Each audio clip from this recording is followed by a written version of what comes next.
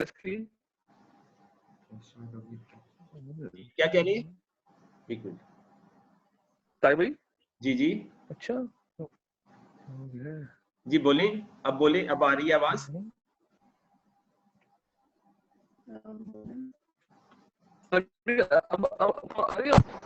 जी अब आवाज आ रही है।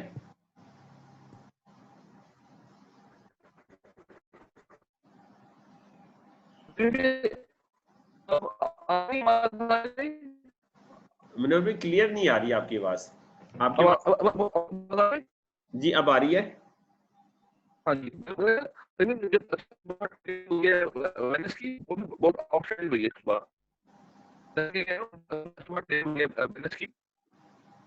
वेलनेस की क्लास जो सुबह हुई है, मैं कह रहा था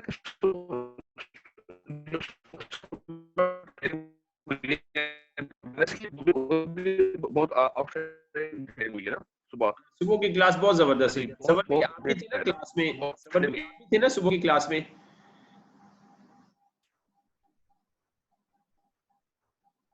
तो सबर भाई सुबह की क्लास वाकई बहुत अच्छी हुई है। अच्छा मनोहर भाई आपको स्क्रीन शेयर हो रही है? स्क्रीन पे क्या नजर आ रहा है?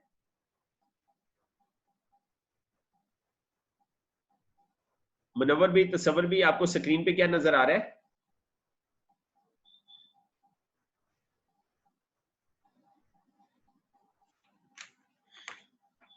मनोहर भाई तसव्वुर भाई आपको स्क्रीन पे क्या नजर आ रहा है?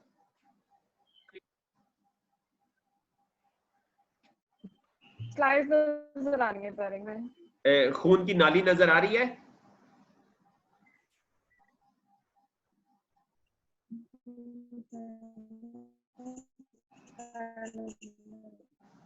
जी स्लाइड आ रही है नजर। जी कौन सी स्लाइड आ रही है? पढ़ के मुझे बता दें कौन सी स्लाइड आ रही है? हो गया बदतमीज।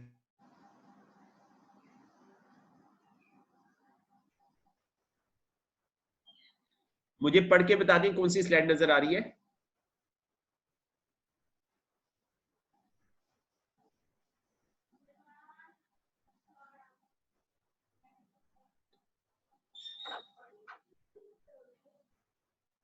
जी तसव्वुर भाई और मुनव्वर भाई मुझे पढ़ के बता दें कौन सी स्लाइड आपको नजर आ रही है? जो खून की नाली की आ रही है, खून की नाली की आ रही है, ये मैं जो बनी है खून की नाली। चलें ठीक है ये मैं हाँ जी पूछना जी सर भाई। ठीक है। अच्छा चलिए हमने रिकॉर्डिंग शुरू कर दी है। औज़ु बिल्लाहि मिनश शैतानिर रजीम, बिस्मिल्लाहिर रहमानिर रहीम। जी तसव्वुर भाई आप जी सुन सर रहे भाई। हैं? आपको आवाज आ रही है तसव्वुर भाई? अच्छा हमने पढ़ा सेल रिजुविनेशन। कल वाला हम रिवाइज कर लेते हैं, कल रिकॉर्डिंग नहीं हो सकी थी ताकि रिकॉर्डिंग हो जाए। सेल रिजुविनेशन, सेल को दोबारा जवान करना ना, सेल को दोबारा जवान करना।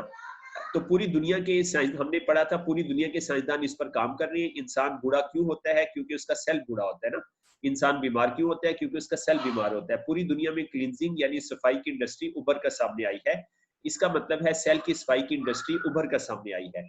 सफाई की इंडस्ट्री के अंदर एक और इंडस्ट्री ने जन्म लिया जिसे रिजुविनेशन यानी सेल को दोबारा जवान करने की इंडस्ट्री कहते हैं। खराब सेल को खराब होने से रोक कर सही हालत में लाना और फिर इसको दोबारा जवान करना, इसमें हमारा सेल रिजुविनेशन अहम किरदार अदा करता है। ठीक है, तो ये हमने सेल के बारे में थोड़ी डिटेल जो है वो पढ़ी थी। फिर हम अगली अगली स्लाइड की तरफ आते हैं। तो अगली स्लाइड में हमने जो अच्छा तो what we are going to learn today ना, आज हम क्या सीखने जा रहे हैं ना।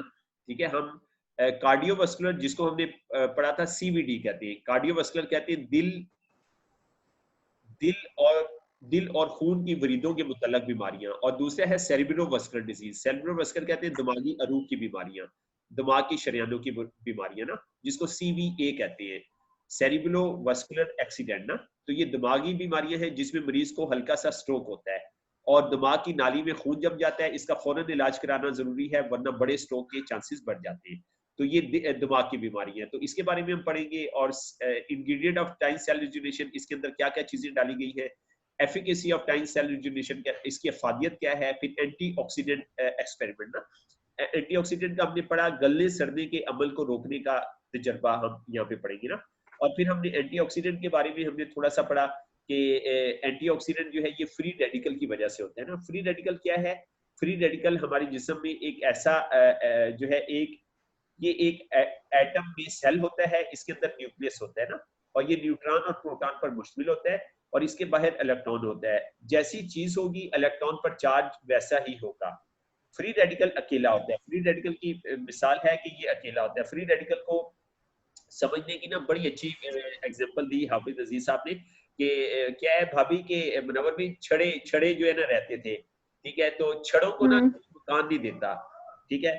अब बंदा के वो कहता है यार ये बैठक छड़ों को देता, कहता है नहीं नहीं छड़ों को नहीं देनी। क्यों नहीं देनी यार? वो 5 वक्त की नमाज पढ़ते हैं, वो तहज्जुद गुजार है, भाई जो भी है वो नेक होंगे, सारा कुछ होंगे, लेकिन है तो फ्री रेडिकल ना, है तो छड़े ना, तो छड़े हैं, इनका कोई इतबार नहीं है। इसीलिए ना छड़ों को हम ना फ्री रेडिकल के साथ तशबीह देते हैं। हाँ, शादीशुदा फैमिली है तो हर बंदा जो है ना उसको जो है वो अपनी बैठक दे देगा, अपना घर दे देगा। यार ये शादीशुदा है ना, तो क्यों शादीशुदा है भाई? इनका बोर्ड बन गया है, तो ये मोहल्ले में कोई खराबियां पैदा नहीं करेंगे, ठीक है। किसी की बहू बेटी को जो है वो नहीं छेड़ेंगे, क्योंकि इनका बोर्ड बन गया है। तो इसलिए फ्री रेडिकल जो है ना ये छड़े हैं, ठीक है। तो ये आप समझ लीजिए, इस मिसाल से आपको फ्री रेडिकल कभी भी जो है ना वो नहीं भूलेगा। तो फ्री रेडिकल हमारे जिस्म में अकेले होते हैं, अकेले फिर रहे होते हैं, और इन्होंने क्या करना होता है?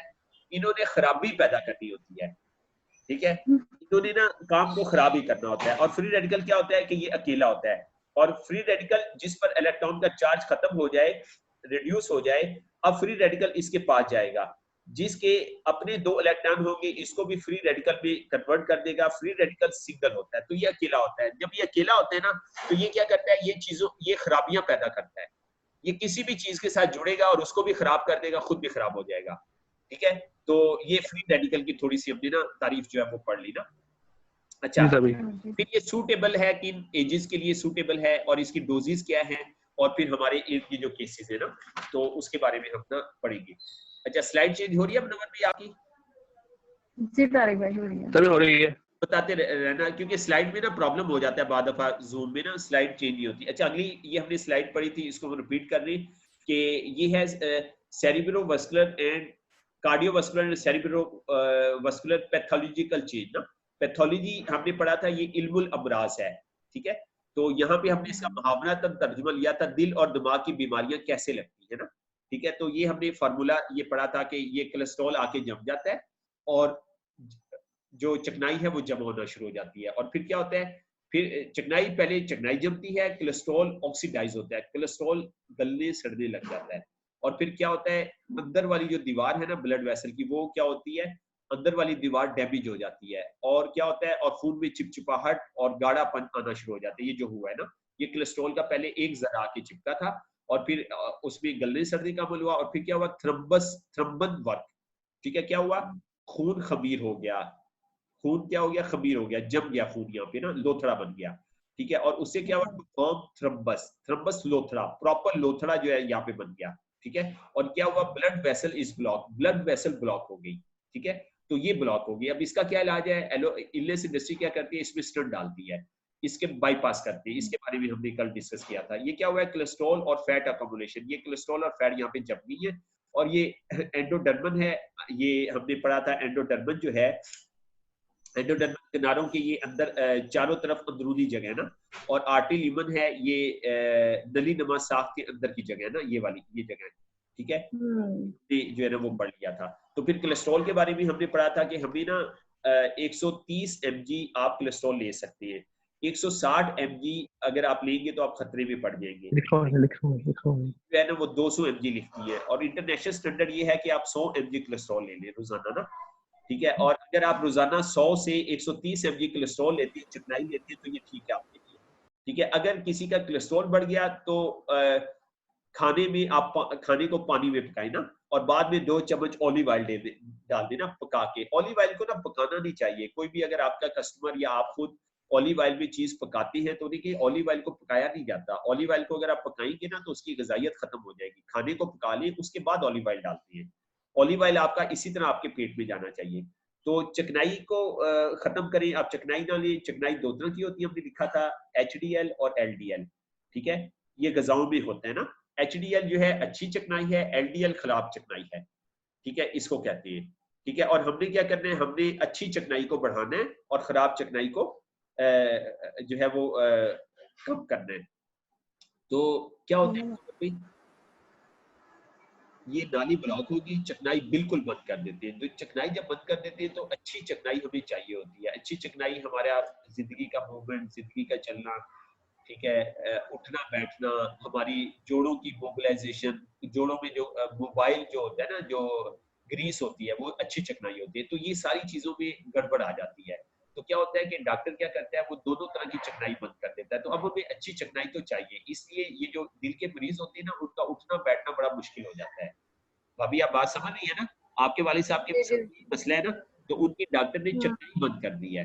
तो असल में ये होता है कि हम चिकनाई ना बंद करें, हम उनको अच्छी चिकनाई जो है वो दें, और हम ना जो खराब चिकनाई है उसको अच्छी चिकनाई में कन्वर्ट कर दें, ठीक है।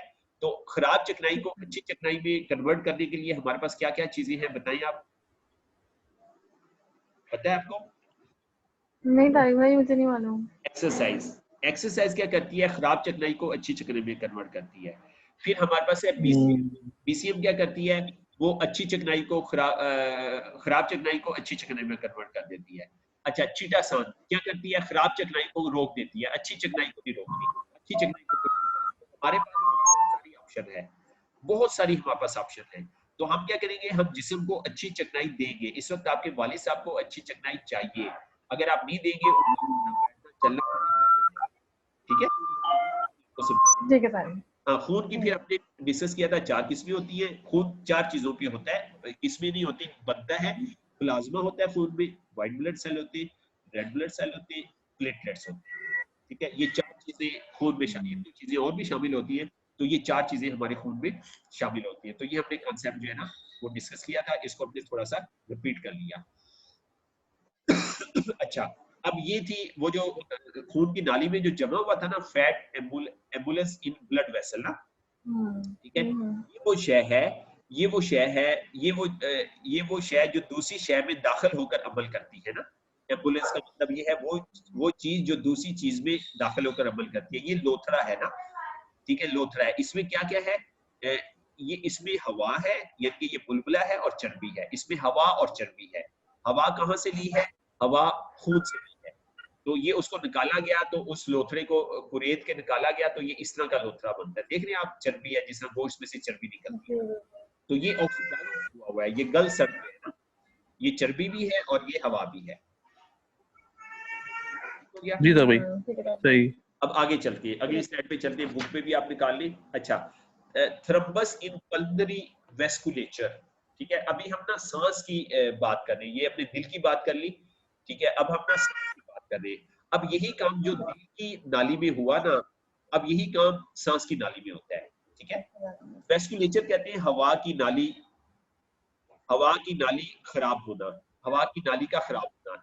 थ्रम्बस इन पल्मोनरी वेस्कुलेचर ना, थ्रम्बस कहते हैं लोथरा, कि लोथरा हवा की नाली में आके फंस जाता है, ठीक है। कहाँ फंसा हुआ है, आपको इस स्लाइड पे नजर आ रहा है, लोथरा नजर आ रहा है जी तारिक भाई, आपको मूव करता हुआ नजर आ रहा है, ये वाला है ना ये। जी तारिक भाई, कि राइट साइड पे ये लोथरा आके जमा हुआ है, ठीक है। लोथरे ने हाँ क्या जी। किया है, सांस की नाली को ब्लॉक कर दिया है, ठीक है। ये जो खून आपको ये नजर आ रहा है, लोथरा आ रहा है, इसकी ये बड़ी सारी पिक्चर है। ये आके खून जो है ना, ये सांस की नाली में आके जम गया, इसलिए आपके वालिद साहब को सांस का मसला भी रहता है, ठीक है। ये सांस की जो नालियां है ना, ये पंचर हो जाती है, ठीक है। तो इसको हम ना इसको हम थोड़ा सा डिस्कस कर लेते हैं। हम इसको ना थोड़ी सी हम इसकी trachea right lung, trachea trachea trachea कहती है ये हवा की नाली है ना। ये देखिए लंग्स की ना 2 नालियां जा रही है, लंग्स से 2 बड़ी बड़ी नालियां जा रही है। ये देखिए राइट को जा रही है, लेफ्ट को जा रही है। तो ये ट्राइकिया हवा की नाली है ना, ठीक है, बड़ी नाली है, ठीक है। और ये राइट लंग को जो जा रही है। अच्छा, नीचे देखिए, नीचे ये है, इनको कहते हैं पल्मोनरी आर्टरी ना, पल्मोनरी आर्टरी, फेफड़ों की नस, ये नसें हैं। ये देखिए फेफड़ों को बहुत बारीक ये नसें होती है, जिसमें समझ जाता है ना फेफड़ों के अंदर। ये जो है फेफड़ों की नसें हैं। और फिर आगे है पल्मोनरी एल्वोलाई। एल्वोलाई, आप ये लफ्ज बोले एल्वोलाई, पढ़े एल्वोलाई। Alveoli, pulmonary alveoli.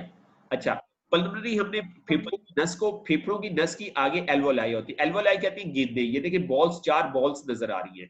ये नालियां आगे ना बॉल में जाती है, ये ना गेंदें बनाई होती है अल्लाह ताला ने। अच्छा, इन गेंदों का रंग आप देखिए, मुझे बताएं रंग कैसा है?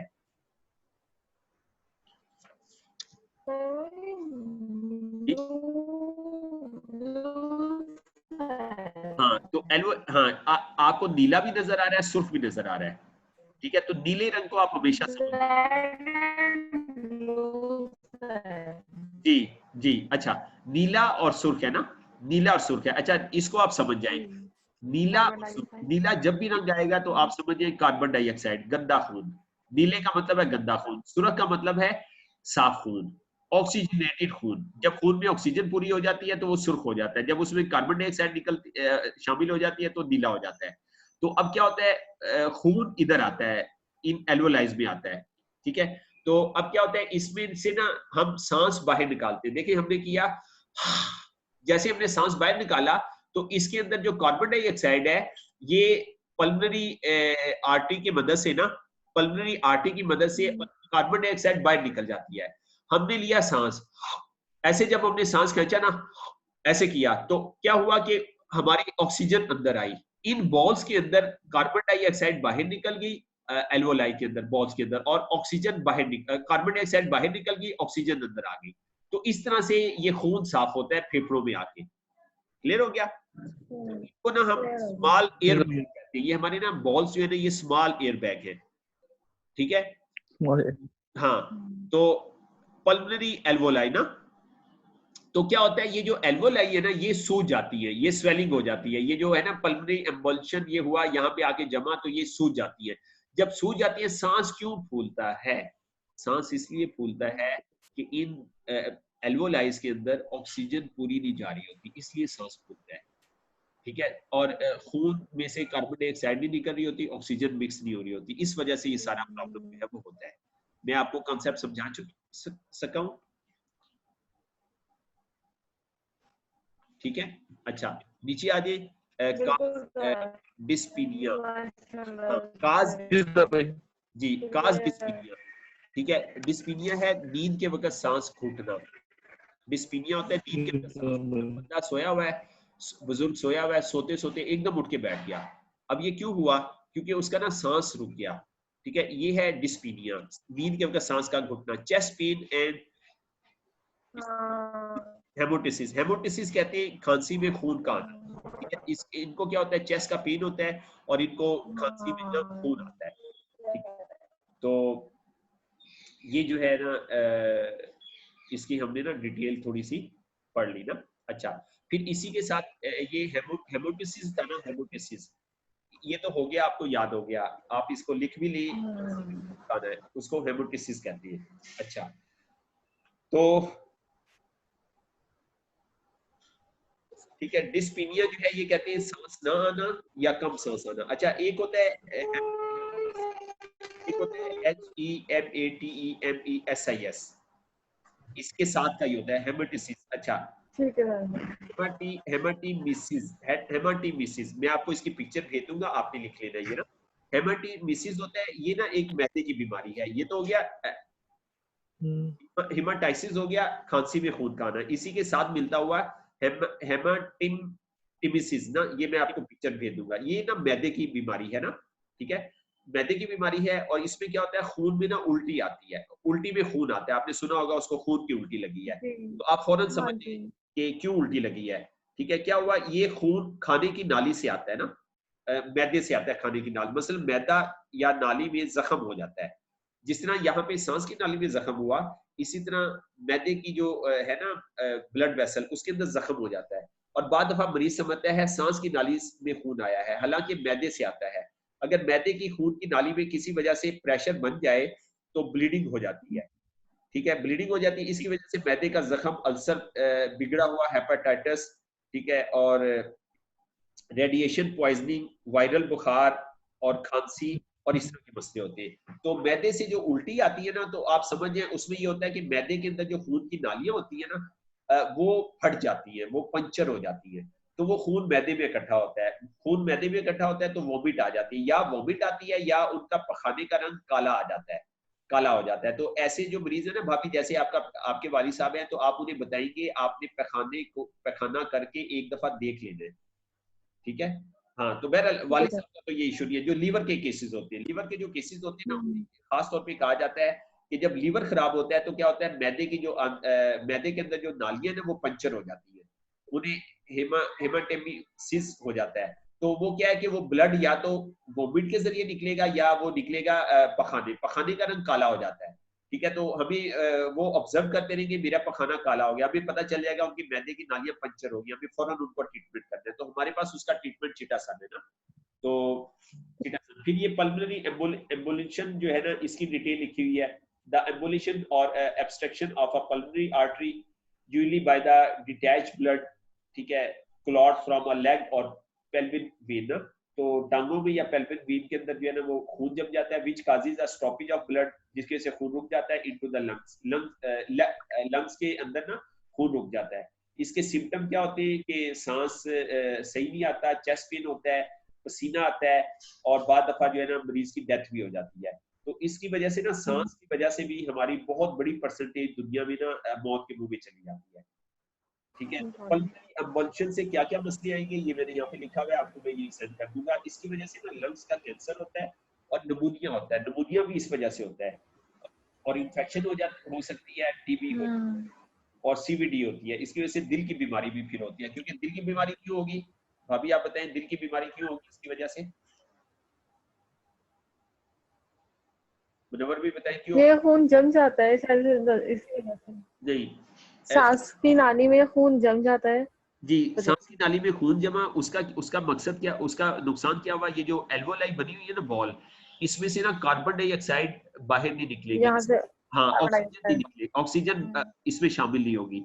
तो क्या होगा कि यहाँ से ना साफ दिल को नहीं जाएगा, खराब खून जाएगा। तो जब यहाँ से खराब खून जाएगा तो इसके साथ दिल की बीमारी भी हो जाएगी। इसलिए सांस की बीमारी, दिल की बीमारी, इनका जुड़ा होना ये नॉर्मल बात है। तो दिल के बीमार होते हैं, उनको सांस की भी बीमारी होती है। अब इलनेस इंडस्ट्री भाभी क्या करती है, सांस की नाली की अलग दवाई देगी, दिल की अलग दवाई देगी। बिल्कुल ऐसे ही है।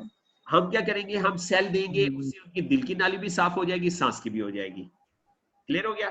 और फिर तीसरी जो है, दिमाग की नाली भी साफ हो जाएगी। तो हम एक ही तीर से तीन शिकार कर लेंगे। इसलिए हमारी जो साइंस है ना, ये स्पेशलाइजेशन को नहीं मानती, ये स्पेशलाइजेशन को नहीं मानती हमारी साइंस ना। ये कहती है स्पेशलाइजेशन इज अ स्कैम, ये एक स्कैम है, ठीक है। हम जिस्म के किसी भी हिस्से को अलग नहीं कर सकते। स्लाइड चेंज होगी आपकी। हाँ जी जी जी जी जी क्लियर हो गया, टाइमिंग माशाल्लाह से तभी सब सही हो गया। तभी जी तभी मोबाइल ऑफ होने वाला है, बस बैटरी सी जा रही है। अच्छा, फिर अब इसका क्या हल है। हाँ, तभी जो दूसरा मोबाइल है ना, उसमें मैं ऑनलाइन हो चुके हैं उसमें मैं फोन के थ्रू। डालूं सिम, ठीक है। अच्छा, तो मोबाइल पे कॉल कर लूं। हाँ जी जी हाँ जी अच्छा चलिए ठीक है, मोबाइल पे कॉल कर लेता हाँ हूँ। जी तो मैं फिर स्लाइड आपके सामने है ही है, ठीक है। मैं जी आपको जी स्लाइड बोलता ठीक है रहूंगा ताकि ये हमारी रिकॉर्डिंग डिस्टर्ब ना हो, ठीक है। सही है जी टाइमिंग तभी बिल्कुल ठीक है। मैं ठीक आपके है नंबर पे कॉल कर लूं। जी तभी मैं डाल रहा हूँ सिम दूसरे मोबाइल में। ठीक है, हाँ जल्दी से डालिए। जी तभी डाल रहा हूँ। तो आप मुझे सुन सकेंगे अभी, कि अभी रोक दूं।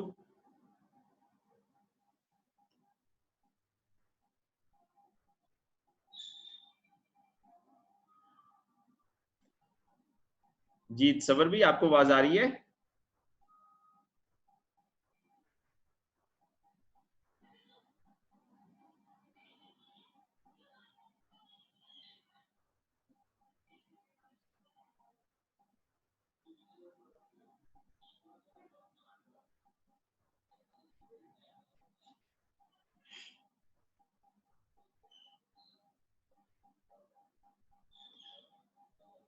अच्छा, तो चलिए जब तक हम जो है थोड़ा सा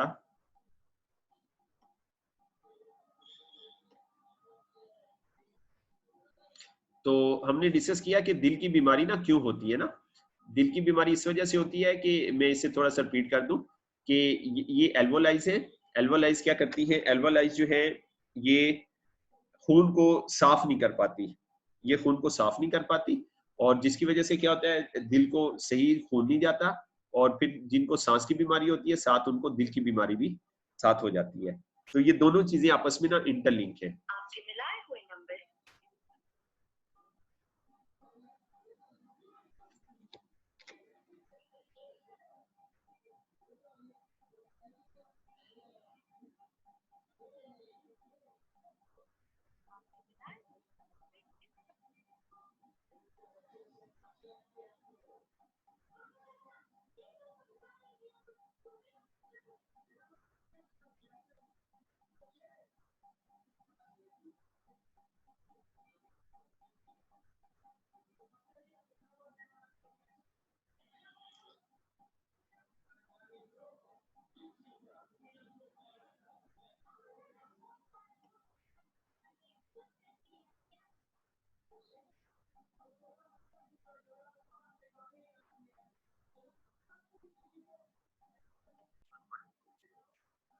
अच्छा, तो रिकॉर्डिंग शुरू हो गई है, ठीक है। अच्छा, तो हम अब बात करें सेरिबुलर थ्रोम्बोसिस ना।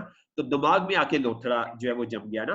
तो ये आप देखिए सेंटर में दिमाग की नालियां हैं, दिमाग बना हुआ है, और यहाँ पे आके लोथड़ा आके ना जम गया है। तो लोथड़ा जम गया तो क्या हुआ, इससे आगे ब्लड सप्लाई स्टॉप होगी, आगे ब्लड सप्लाई रुक गई, और दिमाग जो है ये मफलूज हो जाता है फिर ना। तो इसका अगर ना फौरन इलाज किया जाए तो बंदा जो है वो डेथ की तरफ जा सकता है।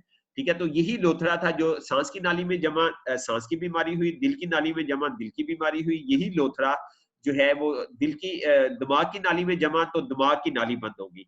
अब लोथड़ा एक ही है, लोथड़ा बनने का तरीका एक ही है, लोथड़े का मैकेनिज्म एक ही है। तो अब क्या है कि इस असल में हमें इस लोथड़े को जमने का जो अमल है इसको रोकना है। तो इसको रोकने के लिए हमारे पास ढेर सारी ऑप्शन है। हमारे पास लिपिड मेटाबॉलिक टी है, हमारे पास कैल्शियम मेटाबॉलिक है, हमारे पास बीसीएम है, हमारे पास चिटासन है, हमारे पास ग्रेप है, हमारे पास सेल है, हमारे पास ढेर सारी ऑप्शन है। तो हमें परेशान होने की जरूरत नहीं है अल्लाह के फजल से। ठीक है, तो इससे फिर क्या होता है कि ये लोथड़ा आके जमता है तो इससे ब्रेन हेमरेज जो है वो होता है। ठीक है, तो ये स्लाइड हमारी होगी। हम अगली स्लाइड की तरफ आते हैं। ठीक है, अगली स्लाइड पे हम आते हैं। अगली स्लाइड है मायोकार्डियल इन्फेक्शन। ठीक है, मायो का अब दिल की थोड़ी ना, दिल की दोबारा जो है ना वो दिल की तरफ आ गई ना। वो तो पहले हमने वेन को डिस्कस किया था ये। अच्छा, मायोकार्डियल इन्फेक्शन, इन्फेक्शन कहते हैं, इन्फेक्शन। अच्छा, ये देखिए आपको दिल ना ब्लैक हुआ हुआ नजर आ रहा है, नीचे देखिए बिल्कुल काला नजर आ रहा है। अब ये काले से ऊपर क्या है, एरो लगा हुआ है। अब क्या लिखा हुआ है, block left anterior descending artery cause anteroseptal myocardial infection ना। ठीक है, तो हाँ, क्या हुआ, ब्लॉक होगी, नीचे जाती, ये नीचे जाती हुई ना, ये ब्लॉक लेफ्ट वाली जो नाली थी, डिसेंडिंग होता है उतराई की तरफ जाती हुई ना, आर्टरी थी। तो इसमें क्या हो गया, इसमें डिसेंडिंग होता है नुज़ूले की तरफ, नीचे की तरफ जाती हुई ना। ठीक है, और काजिज एंट्रियोसिप्टाल है, ये दिल को दो हिस्सों में तकसीम करने वाली दीवार है ना, एंट्रियोसिप्टाल मायोकार्डियल इन्फेक्शन। ठीक है, तो एंट्रियोसिप्टाल जो दिल को दो हिस्सों में तकसीम करने वाली जो नाली है, इसके अंदर क्या होगी, इन्फेक्शन होगी ना। ठीक है, इस नाली के अंदर यहाँ पे आके लोथड़ा आके जम गया।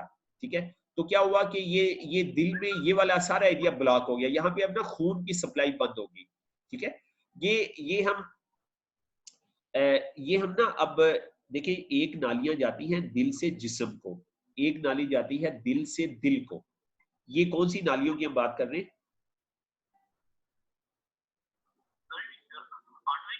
ये दिल से दिल को जो जा रही है, ये हम उन नालियों की बात कर रहे हैं जो दिल को खून पहुंचाती है। सबसे पहले हमने उन नालियों की बात की जो नालियां दिल से नाली निकल के जिस्म को जाती है, वो ब्लॉक होती है, हमने उनकी बात की। बात समझ गए आप? तो ये वो वाली नाली है, ये खून दिल के अंदर, ये देखें दो दो नालियां निकली हुई है, एक लेफ्ट को एक राइट को। ये नाली दिल को खुद भी तो खून चाहिए होता है ना फैलने और सिकुड़ने के लिए, तो ये दिल को जो है वो खून पहुंचाती है। तो ये क्या हुआ, दिल की नाली ब्लॉक हुई है। पहले जो थी वो जिस्म की नाली ब्लॉक हुई थी, दिल को जो नाली जाती थी वो ब्लॉक हुई थी सबसे पहले, उसके बाद सांस की नाली ब्लॉक हुई थी, उसके बाद दिमाग की नाली ब्लॉक हुई थी, अब ये दिल की नाली ब्लॉक हुई है। और ये देखिए ये ऊपर भी दिखा हुआ आपको नजर आ रहा है, ये नाली जो है बंद हुई नजर आ रही है, और उसमें देखिए बाकी हिस्सा लाल है और ये वाला येलो हो गया है। तो ये हुआ है भाभी आपके वालिद साहब के दिल के साथ, दिल की नाली के साथ ना, ये मसला हुआ है जिस्म की नाली के साथ, ठीक है। तो ये इस तरह ब्लॉक हो जाती है, तो जिसकी वजह से क्या होता है कि नाली ब्लॉक हुई है। उनको खुदा ना करे ये दिल का मसला नहीं है, उनकी आर्टरी का मसला है। दिल से जो नाली जा रही थी, जो सबसे पहले हमने पढ़ा, तो वो वाली नाली उनकी ना ब्लॉक हुई है। ठीक हो गया। हाँ, तो इससे इसकी और अच्छा, इससे जो है ना क्या होता है, दिल का दौरा बढ़ता है, दिल की इंफेक्शन हो जाती है, बंदा बेहोश हो जाता है, सीने का दर्द होता है, ये लिखी हुई ये चीजें, सांस कम हो जाता है, ठंडे पसीने आते हैं, ठीक है। ये इसके ना सारी अलामात हैं, ठीक है जी। अगली स्लाइड पे हम चलते हैं जी, सेरिब्रल हेमरेज, ठीक है। तो अब दिमाग की तरफ हम आ गए ना, सेरिब्रल हेमरेज की तरफ हम आ गए। ओहो,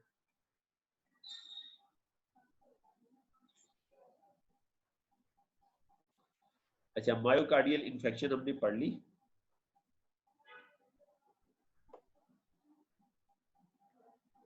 अच्छा, सेरिब्रल हेमरेज, सेरिब्रल हेमरेज क्या है? हेमरेज क्या है? खून का निकलना।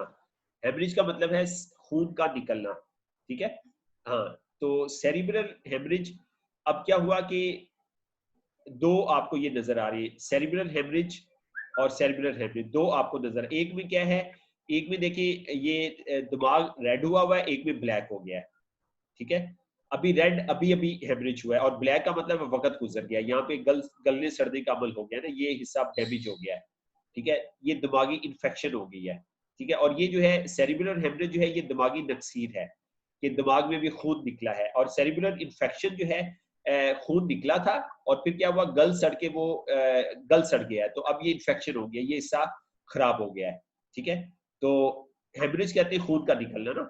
और क्या हुआ, एंजियोक्लोरोसिस एंड हाइपरटेंशन, ठीक है। ये नजर आ रहा है, नीचे लिखा हुआ है एंजियोक्लोरोसिस क्या है, ये है वायु सख्ती ना, खून की नाली का सुकड़ जाना। तो इससे क्या होता है, इससे ना खून की नाली जो है सुकड़ जाती है, खून की नाली सुकड़ जाती है और सख्त हो जाती है ये ना, ठीक है। तो पहले हम सेरिब्रल इन्फेक्शन की जो है ये इसमें क्या होता है, जो दिमागी इन्फेक्शन होती है ना, जो दिमागी इन्फेक्शन होती है, तो इसमें ये होता है कि बंदे को झटके लगते हैं, शरीयानें फूल जाती हैं, ब्लड वेसल में प्रॉब्लम आ जाता है, ब्रेन ट्यूमर हो जाता है, ठीक है। और ट्रॉमा, सदमा लगता है, ब्लीडिंग डिसऑर्डर हो जाता है ना, ठीक है, ब्लीडिंग डिसऑर्डर हो जाता है। तो स्ट्रोक, झटके लगती है, तो इससे क्या होता है, premature death of cell ना, इससे ये होता है वक्त से पहले सेल की ना डेथ हो जाती है, ठीक है। और अगर वाइटल आर्गन की तरफ हो ना, तो ये डेथ हो जाती है। अगर वाइटल आर्गन, दिमाग हमारा वाइटल आर्गन है, दिमाग हमारा वाइटल आर्गन नहीं है। वाइटल आर्गन हमारे 5 हैं, लीवर, लंग्स, किडनी, स्प्लीन और हार्ट ना, कि अगर उसको जो नाली जा रही है कि उसकी तरफ अगर ऐसा हो जाए तो बंदे की डेथ हो। अगर वाइटल आर्गन की नहीं है तो फिर ये फालिज और लकवा होता है, तो उससे ये होता है कि जिस्म का कुछ हिस्सा जो है ना ये मुतासर होता है, ठीक है।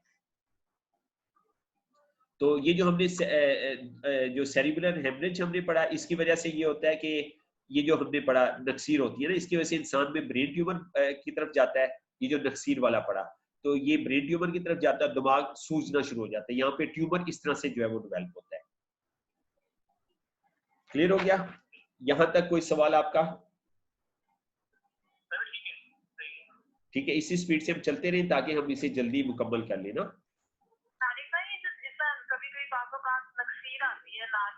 हाँ, गर्मी में, तो उसका ताल्लुक किससे होता है? वो तो वो इसके साथ नहीं होता, दिमाग के साथ नहीं होता उसका ताल्लुक ना। वो नाक के ऊपर वीन्स होती है ना, ठीक है, उसके ऊपर वीन्स होती है, उसमें वो पंक्चर हो जाती है, ठीक है। हाँ, उस वजह से होता है, तो वो पंक्चर हो जाती है, वो बस हीट की वजह से। मतलब आप बस बैलेंस रखना चाहिए, आपके बेटे को भी ये प्रॉब्लम है ना, उनकी डाइट को बैलेंस रखना चाहिए। डाइट अगर आप बैलेंस रखेंगे तो वो मसला नहीं होगा। अच्छा, तो आगे चलते जी, cardiovascular and cerebrovascular disease the result of worsening physical condition ना। तो इससे क्यों उनकी पोजीशन क्यों खराब होती है ना, इसके अर्ली सिम्टम्स क्या हैं, बुनियादी अलामत क्या हैं कार्डियोवास्कुलर की और सेरेब्रोवास्कुलर की ना, कैसे पता चलेगा कि बंदा इसकी तरफ जा रहा है ना। कुछ अलामत हैं, वो अलामत आपको और हमें पहले ही पता होनी चाहिए, तो हम उन अलामत से अंदाजा लगा लेंगे कि हमारा वालिद हमारी वालदा इस तरफ जा रही है। तो वो अलामत क्या हैं उनको हम ना थोड़ा डिटेल से डिस्कस कर लेते हैं। Do you have these symptoms, क्या खुदा ना खास्ता हमें या हमारे बुजुर्गों में ये सिम्टम तो नहीं है कि क्या है early symptoms of cardiovascular disease ना, सेरेब्रोवास्कुलर डिजीज के दिमाग की जो है ना अर्ली जो सिम्टम वो क्या होते हैं ना, डिजीनेस होता है, ऊँघना, ठीक है, नींद ज्यादा बढ़ जाती है, कान बजते हैं, ब्लड विजन होता है, आंखों में धुंधलापन आ जाता है, ठीक है, नम लिम्स होती हैं, ठीक है, कि टांगे और बाजू जो है वो ठंडे हो जाती हैं, पिंडलियां ठंडी हो जाना, फेस एंड टंग, ठीक है, इसके अंदर जो है वो मसला आता है, चेहरे के अंदर बाद दफा चेहरे में जो है ना सोरा होता है, जुबान में मसला आ जाता है, इंसोम्निया होता है, बेख्वाबी होती है, ड्राउनीनेस होती है, गंदूदगी होना, मिग्रेन होता है, मिग्रेन आधे सर का दर्द होता है, ये भी उसके अर्ली सिम्टम है, ठीक है, हाइपोमेनिसिस होता है, इससे ये होता है याददाश्त खराब होना शुरू हो जाती है ना, याददाश्त का खराब होना, ठीक है, हाइपो हाइपोनिसिस ना, फिर इन आर्टिकुलेसी, ठीक है, गैर मरतूब तरीके से बोलना, कि बोलने में रुकावट आती है, ठीक है, ड्रोलिंग होती है, राल टपकना, ठीक है, एपिटेक्सिस नक्सीर आना, नक्सीर आती है, ये भी उसका एक जो है वो अलामत है, ठीक है, टब्बल मतलब जो है ये मतलब लोड पोर्ट हो जाना, स्लो रिस्पॉन्स देना, देर से बात करें तो देर से रिस्पॉन्स होता है, ठीक है, अस्थमा, एस्थीनिया हो जाता है, एस्थीनिया कहते हैं, हसीब बात सुनो, चार्जर लगा दो, एस्थीनिया हो जाता है जी, एस्थीनिया हो जाता है भाई, चार्जर लगा दो जल्दी से जी, एस्थीनिया, तो एस्थीनिया कहते हैं कमजोरी होना ना, कमजोरी हो जाती है, कि एबनॉर्मल स्वेटिंग हो जाती है, खिलाफी मकबूल पसीने आना, सारे अलामत के अब का मसला है बन रहा है ये उसमें, ठीक है, हाँ, ये अगर अलामत हमारे बुजुर्गों में आ रही है तो हमें फौरन जो है दिमाग की तरफ और आर्टिस्ट की तरफ फोकस करती है कि उनको ये प्रॉब्लम है ना, उनको ये मसला है। डू यू हैव दिस, ठीक है, ये सिम्टम है, early symptom of cardiac disease, दिल की बीमारी को बीमारियां थी दिमाग की, ये दिल की बीमारियों के ना सिम्टम, ठीक है, feel pain in back and left part of the sternum, ठीक है, स्टीरम है हड्डी, सीने की हड्डी ना, सीने की हड्डी वाली जगह या उसकी बैक साइड पे ना, सीने की हड्डी की जगह हम यहाँ पे महसूस करते हैं, एंड आल्सो शोल्डर, बाल और शोल्डर ना, आर्म एंड नेक, बाजू में होता है या गर्दन में भी हो, ये गर्दन में जाता है, सीने के जाता है, गर्दन की तरफ जाता है, when getting tired, और ये खास तौर पे उस वक्त होता है जब बंदा ना ज्यादा चलता है या उसका टेस्ट with anxiety, breathe, सांस उसका घूटता है, fatigue and dyspnea, ठीक है, थकावट और सांस कम हो जाता है, when do वो हाथ से करेगा तो ये फीलिंग होगा काम के दौरान, सफर विद पाल्पिटेशन, दिल की धड़कन उसकी तेज हो जाती है, और चेस्ट कंजेक्शन, छाती में जकड़न महसूस करता है, और पेन होल्ड, ठीक है, और जब उसको ना जब वो मतलब सर्दी लगती है तो पेट भर जाता है ना, तो पेट भर के जब खाना खाता है तो उस वक्त उसे या सर्दी लगती है या उसे पेन होता है ना, पेट भर के खाना इसलिए कहते हैं कि हार्ट पेशेंट जो है ना पेट भर के खाना ना खाएं, उससे उन्हें कॉम्प्लिकेशन हो सकती है, भूख रख के खाना खाएं, फील नियरली सफोकेटेड, दम घुटता है उन्हें, जब वो सोते हैं तो उनका दम घुटता है, feel weak and upset when going up and down stair, जब वो सीढ़ियां चढ़ते हैं उतरते हैं तो उस वक्त ना वो मतलब अपसेट महसूस करते हैं, उन्हें अच्छा नहीं लगता ना, किसी को पकड़ के खड़े हो जाते हैं, and live with two rapid और स्लो पल्स, या उनकी नब्ज तेज हो जाती है या स्लो हो जाती है, and pain in the left shoulder, और उनके लेफ्ट वाले शोल्डर उनके ना पेन होना शुरू हो जाता है, तो ये सिम्टम होते हैं इनके कार्डियो, दिल के जो है ये सिम्टम होते हैं, दिल की बीमारियों की ना ये अलामत होती है, ठीक है, तो अब हम आगे बढ़ते हैं थोड़ा सा, ठीक है, आगे बढ़ते हैं सेल रिजुविनेशन, अब हम अपनी प्रोडक्ट की तरफ आए, पहले हमने बेस बनाई और हमने बताया कि नालियां क्यों बंद होती हैं, दिल की नालियां, ठीक है, हाँ, दिल की हमने दो नालियां डिस्कस की, एक दिल से नाली जिस्म को जाती है वो बंद होती है, और फिर एक हमने नाली डिस्कस की जो दिल से दिल को जाती है, वो बंद हुई। दिमाग की नाली, सांस की नाली, ये सब नाली है एक ही तरह की, ठीक है। ये सारी नालियां बंद होती है, ये हमने इसकी बेस बना ली। और अब हम सेल की तरफ आते हैं ना, ठीक है। Prevention is the most effective, ठीक है। क्या लिखा हुआ है? Prevention is the most effective, कि परहेज जो है ना ये सबसे बेहतर है, कि आप यार बचाव की तरफ जो है वो जाए ना, बचाव जो है ये सबसे इंपॉर्टेंट है। Prevention is most effective. अच्छा, अब इसके मेन इंग्रेडिएंट क्या है सेल रिजुविनेशन के? सेल रिजुविनेशन के जो मेन इंग्रेडिएंट है, इसके अंदर जो है गाइनोस्टोमा है, गाइनोस्टोमा पेटाफिलिया है, और टी पॉलीफिनोल है, और बी कैरोटीन है, और विटामिन सी है ना, ठीक है। तो ये चारों चीजें ना सिनर्जी वर्क करती है। This is synergy of synergism of antioxidant. तो ये सब मिलके ना इकट्ठा काम करती है। सिनर्जी वर्क अक्सर टर्म यूज होती है। सिनर्जी वर्क में वैसे तो होता है 1 जमा 1 होता है 2 होता है, सिनर्जी वर्क में ये होता है 1 और 1 11 होते हैं। सिनर्जी, हाँ, सिनर्जी वर्क में ये होता है कि पावर काफी सारी ताकतें इकट्ठी हो जाती हैं, ठीक है। इसको सिनर्जी वर्क कहते हैं, ठीक है। तो विटामिन सी के बारे में यहाँ पे लिखा हुआ है, विटामिन सी हमारे इसमें सेल में भी है, उसके अलावा में विटामिन सी ज्यादा होता है। इसमें अमरूद है, टमाटर है, सलाद है, सब्ज मिर्च है, माल्टा है, अदरक है, तरबूज है, खीरा है, स्ट्रॉबेरी है, सेब है, ठीक है। तो इनमें विटामिन सी जो है वो ज्यादा होता है ना, ठीक है। तो ये विटामिन सी के बारे में थोड़ी जो है वो डिटेल है। अब हम आगे चलते हैं, ये हमारे मेन इंग्रेडिएंट है हमारी इस प्रोडक्ट के, ठीक है। अब हम आगे थोड़ा सा चलते हैं गैनोस्टोमा पेंटाफिलिया ना, ठीक है। इसके देखिए आपको 5 पत्ते नजर आ रहे हैं ना। इसको जो है in China gynostemma pentaphylla is called northern ginseng, इसको नादरन जिनसिंग भी कहते हैं ना, ठीक है। शुमाली जिनसिंग से कहा जाता है। जिनसिंग एक बड़ी जबरदस्त हर्ब है चाइना के अंदर, बड़ी कीमती हर्ब है। मैं चाइना से लेके आया था, मेरे पास सेव पड़ी हुई है ना। और पेंटापेनेक्स, पेंटापेनेक्स, और ये आगे बहुत मुश्किल लफ्ज है, मुझे नहीं पढ़ना आ रहा। लेस लेस जो भी ये लफ्ज है ना, ठीक है। तो ये इसके अंदर ना हर्ब है ना। अच्छा, पेंटापेनेक्स जो है, पेंटापेनेक्स ना, तो पेंटापेनेक्स जो है ये क्या है, ठीक है। पेंटापेनेक्स है, और फिर आगे ये ना काइंड ऑफ जिंसिंग है, और ये टाइप ऑफ एक जिंसिंग है। एज कंटेनिंग 82 पेना ऑक्साइड्स, इसके अंदर ना 82 मुरक्कबात है, ठीक है। पेना ऑक्साइड के अंदर 82 मुरक्कबात है। इसके अंदर क्या क्या मुरक्कबात है पेना ऑक्साइड के अंदर? ये मैंने बुक में लिखा हुआ है, आपको मैं सेंड कर दूंगा। ये क्या कहता है? Relief menstruation problem. तो ये ना खवातीन के अंदर जो मेंसेस पेन होता है, प्रॉब्लम होती है, उसमें ये आराम देता है।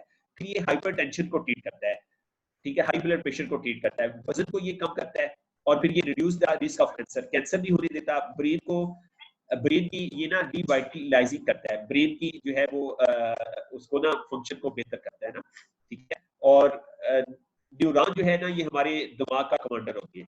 फिर ये ना सेक्सुअल फंक्शन को ट्रीट करता है, उसको ये बेहतर करता है, और रिस्पिरेटरी सिस्टम को ये क्लियर करता है, कुव्वत मुदाफत को बढ़ाता है। नौवां फंक्शन है ये खून से जहरीले मादे निकालता है, और फिर ये ना क्रोनिक पेन को खत्म करता है, पुराने जो दर्द है ना उसको खत्म करता है। और फिर ये ना नर्व की डिग्रेडेशन नहीं होने देता, नर्व के अंदर जो तोड़ फोड़ हो रही है ना उसको ये रोक देता है, नर्व के अंदर, असली निजाम के अंदर, ठीक है। और स्ट्रोक से ये बचाता है, और स्ट्रेस से ये बचाता है। ये 82 पेनॉक्साइड जो इसके अंदर है ना, उसका ये फंक्शन थोड़े से जो लिखिए। तो ये ना बड़ी जादुई हर्ब है, ये 5 पत्तों वाली हर्ब है ना, इसको मैजिक हर्ब कहते हैं, और इसको लॉन्गेविटी हर्ब भी कहते हैं। ये उम्र बढ़ाने वाली हर्ब है ना, ठीक है। अच्छा, तो इट इज हील्ड इट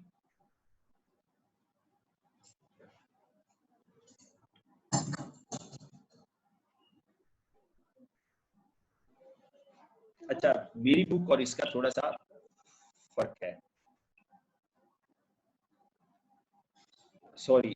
हाँ, ये वाली स्लाइड में चली थी, मैं इससे आगे चला गया था, मैंने बुक को फोकस किया हुआ था, ये वाली स्लाइड करनी चाहिए थी। तो इसको नॉर्दर्न जिंसिंग भी कहते हैं, और ये हमने पढ़ लिया, इसमें 82 पेनॉक्साइड होते हैं, और it is held as longevity ginseng ना, इसको लंबी उम्र वाली जिंसिंग भी कहते हैं। China, in China folk society ना, चाइना के जो रहने वाले लोग हैं, इसको ना उम्र बढ़ाने वाली जो है ना जिंसिंग भी कहते हैं, कि जो भी इसके कावा पिएगा ना, उसकी उम्र जो है वो बढ़ जाएगी ना, ठीक हो गया। तो ये हमारी स्लाइड होगी। अब अगली स्लाइड की तरफ जाते हैं। तो इसी की थोड़ी डिटेल है। In traditional Chinese medicine gynostemma pentaphylla is considered to be bitter in flavour ना, कि इसका जायका कड़वा होता है, और कोल्ड इन प्रॉपर्टी, और इसकी जो खसूसियात है वो ठंडक वाली है ना, ठीक है। ऐसे लोग जो कहते हैं ना भाई गर्मी लग रही है, पहुंच जल रही है, तो उनको हम अपनी ये दे सकते हैं ना। So it has been efficacy of cleansing heat and toxin, इसकी खासियत ये है कि ये हमारे जिस्म से गर्मी को निकालती है और जहरीले मादे को निकालती है। तो ये हमारी हर्ब ना ये एंटीलिप्टी में भी यूज हुई है और इसके अंदर भी यूज हुई है। रिलीविंग कफ, ये ना कफ में आराम देती है, बलगम वगैरह को निकालती है और रिड्यूसिंग बलगम को ना ये जिस्म से ना बाहर निकालती है, लंग्स के जरिए बलगम को ये ना रिड्यूस निकालती है जिस्म से। ठीक है, तो ये इसके ना फंक्शन है। गैनोस्टोमा पेंटाफिलिया आगे चल रही है, इसके क्या क्या काम है? ये एडजस्ट ब्लड लिपिड, ये खून को जमने से रोकती है और glucose and pressure and improve coronary artery and cerebro blood flow ना। तो ये दिल की शरीरों और दिमाग की शरीरों, इसके अंदर फ्लो का जो प्रेशर है ना, इसको ये नॉर्मल करती है।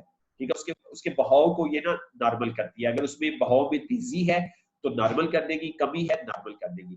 काम नर्व और ये दिमाग के जो खून का बहाव है ना उसको नॉर्मल करती है। और ये क्या करती है कि असाबी निजाम को ना, काम नर्व्स असाबी निजाम को पुरस्कून बनाती है। ठीक है, और नंबर 3 है प्रिवेंट प्लेटलेट्स एग्रीगेशन, ये प्लेटलेट्स को जमने नहीं देती। हमने पीछे पढ़ा था प्लेटलेट्स जमने से जो है वो प्रॉब्लम हार्ट अटैक हो सकता है। ठीक है, उसको नहीं जमने देती। और आर्टरियोसिस जो है ये खून की नालियों में चर्बी का जमना, जो हमने सबसे पहले पढ़ा था ना, ये वो नहीं होने देती। और सप्लाई एडिक्वेट न्यूट्रिएंट्स, ये जिस्म को ना मुनासिब ग़िज़ाइयत देती है सेल को, न्यूट्रिएंट टू सेल, तो सेल को ये मुनासिब न्यूट्रिएंट देती है to improve smooth blood flow, जिसकी वजह से निज़ामी दौरान खून जो है ना ये स्मूथ हो जाता है। So as to prevent cardiovascular and cerebrovascular disease, जिसका नतीजा क्या निकलता है कि बंदा दिल की बीमारियों से भी दिमाग की बीमारियों से भी बच जाता है। और नंबर 4 है ये एंटीऑक्सीडेंट है। ठीक है, एंटीऑक्सीडेंट से आप समझ ही गए होंगे गलने सड़ने के अमल को ये रोक देती है। और नंबर 5 है healed as anti cancer newcomer, तो इसको जो है तारीफ किया गया, हील्ड का मतलब है तारीफ किया गया है कि ये ना कैंसर में ना ये बहुत अच्छा जो है वो काम करती है, कैंसर को ये ना रोकती है। As it can prevent DNA, तो ये डीएनए की हिफाजत करती है ना, डीएनए डीएनए कहती है deoxyribonucleic acid, D वो DNA deoxyribonucleic acid, deoxyribonucleic acid, DNA के बारे में हमने प्रिवेंशन में पढ़ा था ना।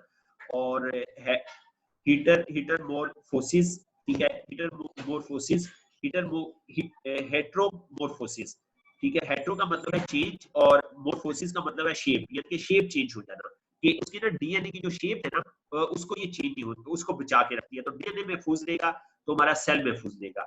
और डीएनए का जो सेल का जो भाषा है वो डीएनए है ना, जो उसके ऊपर सारे आर्डर करता है। तो डीएनए महफूज रहेगा, सेल महफूज रहा तो इंसान महफूज रहेगा। तो डीएनए हेपोटोसिस और सेल रिपेयर करती है, रिपेयर सेल कैंसर सेल को रिपेयर करती है, प्रिवेंट ट्यूमर रिकरेंस एंड मेटासिस ना। तो ये जो है खून को जो है ट्यूमर नहीं बनने देती, रसोलियां नहीं बनने देती। और मेटासिस है इंतकाले मर्ज की होना, कि इंतकाले मर्ज जो है ना उसको ये स्टॉप करती है। ठीक है, ये 5 लीव हर्ब है ना जो हमने पढ़ने ना, गैनोस्टोमा पेंटाफिलिया, ये इसके ना फंक्शन मुकम्मल हो गए। अच्छा, फिर अब अगली हर्ब की तरफ बढ़ते हैं। अगली हर्ब जो इसके अंदर यूज की गई है वो क्या है? वो टी पॉलीफिनोल है। टी पॉलीफिनोल, ये आपको देखिए टोकरी में इसकी ना पत्तियां नजर आ रही है और ये बड़ी कीमती हर्ब है। ये ना देखिए कोपले ना सिर्फ कोपले, मतलब ये पौधा है उसकी कोपले सिर्फ इकट्ठी की है। टी पॉलीफिनोल जो है, टी पॉलीफिनोल ये एक ना बहुत ही पसंदीदा खुराक है और इसमें कंपाउंड ऑफ हाइड्रोजन और ऑक्सीजन ना, इसमें हाइड्रोजन और ऑक्सीजन के, हमने हाइड्रोजन और ऑक्सीजन के पार्टिकल्स पूरे तरीके से पेट में डाले। इसके अंदर ना हाइड्रोजन और ऑक्सीजन होती है, हाइड्रोजन और ऑक्सीजन के कंपोनेंट्स होते हैं, तो इसको हमने किसी तरह पेट के अंदर ले जाना होता है। तो ये बहुत पसंदीदा खुराक है टी पॉलीफिनोल, और ये इसकी इफेक्टिव है, इसके अंदर effective ingredient extracted from fresh T ना, ये ताज़ा चाय से इसको कशीद किया गया है इसके इंग्रेडिएंट को, और can greatly eliminate free radical. तो ये बड़े जबरदस्त तरीके से ना फ्री रेडिकल को खत्म करती है, बड़े अच्छे तरीके, बढ़िया तरीके से फ्री रेडिकल को खत्म करती है। वो मैंने आपको कहा था छड़े जो है ना जिस्म में छड़े, जिस्म में बीमारियां सारे फ्री रेडिकल पैदा करते हैं। तो हमारी जो क्लींजर है ना, ये जाके ये क्लींजर क्या करते हैं, क्लींजर जाके ना फ्री रेडिकल को कहते हैं, फ्री रेडिकल देखता है क्लींजर को और वो उसके साथ जोड़ा बना लेता है, और क्लींजर क्या करता है, उसके साथ जोड़ा बना के उनको यूरिन और स्टूल के जरिए बाहर ले जाते हैं। वो कहते हैं चले जी हमारी शादी हो गई, या चले अब हम नई दुनिया में चलते हैं ना। तो फ्री रेडिकल ये करते हैं हमारे जिस्म के अंदर। तो अगर हम फ्री रेडिकल का बंदोबस्त कर लेना तो हम अपनी बीमारियों पे भी काबू पा लेंगे। ठीक है। तो हमारे जितने भी क्लींजर है ये फ्री रेडिकल के साथ जो है ना वो बॉन्ड बना देती है। मसलन चिटासन है, फ्री रेडिकल के साथ नेगेटिव चार्ज होता है, चिटासन के साथ पॉजिटिव चार्ज होता है, तो वो फौरन पेयर बना लेता है। अच्छा, has a strong antioxidant capacity, इसकी बहुत ही मजबूत एंटीऑक्सीडेंट कैपेसिटी होती है। गलने सड़ने के अमल को ये रोक देता है। And synergetic work with vitamin C, और ये ना विटामिन सी के साथ भी मिलाप करता है और सिनर्जी वर्क करता है और विटामिन ई के साथ, ठीक है। तो विटामिन ए पहले काम करता है और pro antioxidant, it is pro antioxidant, और बाद में विटामिन ई जो है हथौड़ा मारता है, और हथौड़ा पहले विटामिन ए काम करता है, विटामिन ई हथौड़ा मार के जो रही से कसर है ना उसको भी पूरी कर देता है। तो इस तरह से मिल के जो है ना सिनर्जी वर्क जो है वो करती है, ठीक है जी। तो जी ये लिखा हुआ है जी, जो मैं लफ्ज बोल रहा हूँ ना ये मोस्टली लिखे हुए हैं, कुछ चीजें मैं बस वो एक्सप्लेन करता हूँ, बाकी लिखे हुए मैं आपको पिक्चर बना के सेंड कर देता हूँ। अच्छा, फिर है ये देखिए, ये है, ये आपको सेम नजर आ रहा है ना, what harms does oxidant cause, ये है ऑक्सीडेशन। कैसे हुई ऑक्सीडेशन बताएं मुझे, समझाएं ताकि आपको साइंस भी समझ आ जाए। ऑक्सीजन की जी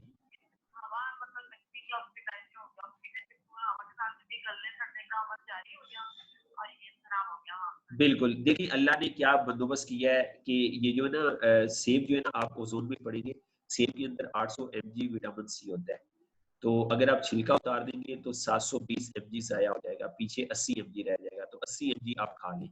अक्सर लोग सेब लेके छिलका उतार के खाते हैं, ठीक है। अब उन्होंने जो कूड़े पे फेंका, कूड़े पे जो भी जानवर उस छिलके को खाएगा सेहत उसकी अच्छी होनी है, जिसने अंदर वाला सेब खाया उसकी नहीं अच्छी होनी। तो क्या होता है, हाँ, तो ये अल्लाह ने छिलके में विटामिन सी रखा है। विटामिन सी क्यों रखा है, ये ऑक्सीडेशन न होने में। सेब क्यों खराब होता है, आप सेब की ना एक थोड़ी सी जगह ना आप काट दें छुरी से, आप देखेंगे वहीं से सेब खराब होना शुरू हो जाएगा। क्या होगा, वहां से ऑक्सीजन अंदर जाएगी, ऑक्सीजन अंदर जाएगी, ऑक्सीडेशन का अमल शुरू हो जाएगा। तो अल्लाह ने इसलिए जो है ना सेब के छिलके में विटामिन सी बहुत ज्यादा रखा है, तो इसलिए छिलके को कभी भी फेंकना नहीं चाहिए। तो ये क्या हुआ है, ये ऑक्सीडाइज हो गया है, मतलब ये क्या हुआ है, सेब गल सड़ गया है। क्या हुआ है, सेब के सेल गल सड़ गए हैं। क्या हुआ है, सेब के सेल बूढ़े हो गए हैं, ऑक्सीडाइज हो गए, क्या हो गए, बूढ़े हो गए हैं। तो ये बुढ़ापा हमारे साथ इसी तरह होता है कि सेल में ऑक्सीडेशन हो जाती है, ठीक है। तो अल्हम्दुलिल्लाह अल्लाह ताला का बड़ा शुक्र है हमारे ऊपर कि हम इसको रिवर्स कर सकते हैं। इलनेस इंडस्ट्री इसको रिवर्स नहीं कर सकती। हम खराब गले सड़े सेल को हम उसको पहले हम उसको रिपेयर करेंगे, उसको सही हालत में लाएंगे, उसके बाद हम उसको दोबारा जुआन कर देंगे, ठीक है। तो ये हमारा प्राउड है, ये हमारा फख्र है। तो हम चावलों के ऊपर यही चीज साबित करते हैं, चावलों पे जो पायोडीन लगा के साबित करते हैं ना, यही चीज साबित करते हैं। Oxidation of human body will accelerate ageing, इंसान के जिस्म में जो है ना ऑक्सीडेशन, गलने सड़ने का, इससे ना बुढ़ापे का अमल तेज हो जाता है, एक्सीलरेट, जैसे गाड़ी का एक्सीलरेटर होता है, स्पीड तेज करनी होती है तो वो एक्सीलरेटर होता है, तेज कर देता है, तो ये एजिंग को तेज कर देता है, ठीक है। ऑक्सीडेशन, डिजीज एंड डेथ, और ये बीमारियों में ले जाता है, फिर उसकी वजह से मौत हो जाती है। अच्छा, causes rapid growth of tumour, इससे ना ट्यूमर जो है बड़ी तेजी के साथ बढ़ता है। Lead to inflammation and pigmentation, जिसकी वजह से क्या होता है, इन्फ्लेमेशन सोजन को कहते हैं, पिगमेंटेशन कहते हैं झुर्रियां पड़ना ना, चेहरे पे आपने देखा होगा जो है छाइयां पड़ना, सॉरी झुर्रियां नहीं, ठीक है, उसको तो रिंकल्स कहते हैं। तो क्या होता है, चेहरे पे आपने देखा होगा पिगमेंटेशन होना शुरू हो जाती है, ठीक है, इन्फ्लेमेशन होना शुरू हो जाती है। तो ये ना ये उसके सारे, अब सेब को भी इन्फ्लेमेशन हो गई है, ठीक है, तो ये ऑक्सीडाइज हुआ है। अच्छा, अब एंटीऑक्सीडेंट की तरफ हम आते हैं, हमने उसकी बात कर ली, ऑक्सीडेशन की बात कर ली, अब हम एंटीऑक्सीडेंट एक्सपेरिमेंट की तरफ आते हैं ना। तो ये आपने किया भी हुआ है, देखा भी हुआ है। इसका क्या तरीका है, आप पायोडीन ले लेंगे, आयोडीन भी इसे कहते हैं ना, राइस ले लेंगे और कप ले लेंगे, ठीक है, ठीक है, हाँ। और इसका मेथड क्या है कि आप कप में राइस को डालेंगे और थोड़ी सी पायोडीन डालेंगे, राइस ऑक्सीडाइज हो जाएंगे, पहले उनका रंग होगा डार्क ब्राउन, पायोडीन का रंग होता है डार्क ब्राउन, तो जब उसे ऑक्सीजन मिलेगी तो क्या हो जाएगा, वो ब्लैक हो जाएगा। तो अब आपने क्या करना है, 2 टाइम्स के कैप्सूल उसमें डाल देने, वैसे 2 लिखा हुआ है, आप ना आधा भी डालेंगे काम हो जाएगा, मैं 1/3 से भी तजर्बा कर लेता हूँ, कैप्सूल को क्यों जाया करें। और फिर क्या होगा, राइस दोबारा साफ हो जाएंगे। तो ये हमने साबित किया कि हमने चावलों को साफ कर दिया है और हमने ऑक्सीडेशन के अमल को ना स्टॉप कर दिया है। तो ये हमने ना उससे साबित किया है, ठीक है। अच्छा, टी पॉलीफिनोल,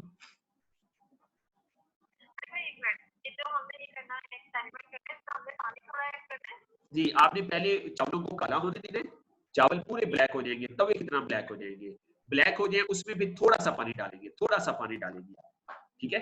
थोड़ा सा पानी डाल के, थोड़ा सा पानी इसलिए डालेंगे ताकि हमने सेल भी, कैप्सूल भी सेव करना है। कैप्सूल भी 1/3 आप डालें सेल का, और सेल फौरन रिजल्ट दे देता है। जब आप ये तजर्बा कर रहे हो तो पहले कॉर्डिसेप डालें, फिर ग्रेप डालें, फिर आप सेल डालें। सेल को सबसे बाद में डालें क्योंकि सेल ना बहुत थोड़ा सा टाइम लेता है इसको वाइट करने में, ठीक है। और फिर व्हाइट होके दोबारा आप उसमें पाउडर डालें, आप देखेंगे वो दोबारा ब्लैक नहीं होगा। तो ये हमारी प्रोडक्ट 2 दफा काम करती है। पहले जो खराबी पैदा हुई है उसको भी कवर करेंगी, अब बंदा उसके बाद जो खुराक में बदतमीजी करेगा उसको भी कवर करेंगी, ठीक है। हाँ, यस, आप एक कतरा डालें नहीं होगा, फिर दोबारा एक कतरा डालें नहीं होगा, फिर दोबारा एक कतरा डालें नहीं होगा, फिर दोबारा एक कतरा डालें नहीं होगा। हालांकि उसमें एंटी इसके ग्रेप के सॉरी सेल के कंटेंट्स भी बहुत थोड़े से रह जाएंगे, वो तो आपने किसी और गिलास में डाल दिया होगा, तो वो भी जो है ना वो फाइट करता रहता है। तो इतनी जबरदस्त ये ना एंटीऑक्सीडेंट की तरह फाइट करता है। तो ये बहुत जबरदस्त चीज हमारी कंपनी की प्रोडक्ट है, ये कमाल की चीज है। ये हम अपनी फैमिलीज को यूज करवाएं, अपने कस्टमर को यूज करवाएं ना, तो इससे एक इनकलाब बर्पा हो जाएगा। लोग हैरान हो जाएंगे कि यार ये क्या इन्होंने जादू कर दिया, ये तो 4 लाख रुपया लग रहा था बाईपास पे, 5 लाख लग रहा था, और उसके बाद क्या है हमेशा की मजदूरी बन रही थी, ये चंद बोतलों ने क्या कर दिया है। और जिनको टोटल करें तो जो लाख की भी नहीं बनती, ठीक है। और पैसे भी बचे, और जो सबसे बड़ा फायदा ये है कि बंदा अपनी ओरिजिनल हालत में आ गया, जो कोई टेक्नोलॉजी नहीं ला सकती, कि आपके वालिद साहब दोबारा काम काज करने लग जाएंगे। हाँ हाँ, तो आप उनको भाभी, आप उनको अमेरिका भेज दें, आप उनको यूके भेज दें, दुनिया का कोई डॉक्टर उनका इलाज नहीं कर सकता, अल्हम्दुलिल्लाह हम कर सकते हैं, क्योंकि हमें अल्लाह ताला ने वेलनेस जैसी नेमत दी है, ठीक है, इसलिए हम कर सकते हैं, ठीक है। अच्छा, tea polyphenol new favourite in health food, can enhance the tensity of blood capillaries, ठीक है। टेंसिटी होता है मजबूती करना ना, तो ये उसको मजबूत करता है, और ब्लड कैपिलरीज को ना, खून की जो कैपिलरीज है ना, ठीक है। आर्टरीज और कैपिलरीज, आर्टरीज बड़ी नालियां होती हैं, कैपिलरीज बारीक नालियां होती हैं। Lower cholesterol and triglyceride, cholesterol और उसको कम करता है, ट्राइग्लिसराइड को और कोलेस्ट्रॉल को। चिकनाई की 2 किस्में हैं। अच्छा, इनहिबिट प्लेटलेट्स एग्रीगेशन, तो प्लेटलेट्स को ये जमने नहीं देता, ठीक है, प्लेटलेट्स एग्रीगेशन उसकी तादाद नहीं बढ़ने देता। And have good anti coagulation, ठीक है, और खून को ना ये पतला कर देता है, ठीक है।